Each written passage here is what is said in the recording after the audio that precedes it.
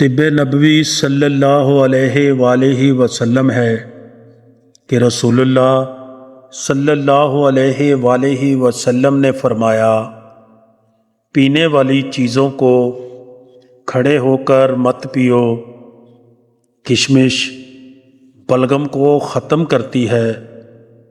کدو کھاؤ کیونکہ یہ سبزی دماغ کو قوت دیتی ہے۔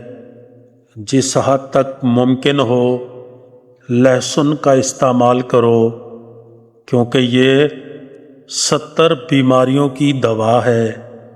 کلونجی ہر درد کی دوا ہے سوائے موت کے، اس کی کوئی دوا نہیں ہے۔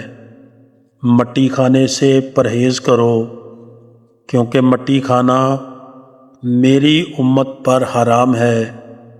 کھجور کو ناشتے میں کھاؤ تاکہ تمہارے اندرونی جراثیم کا خاتمہ ہو جائے۔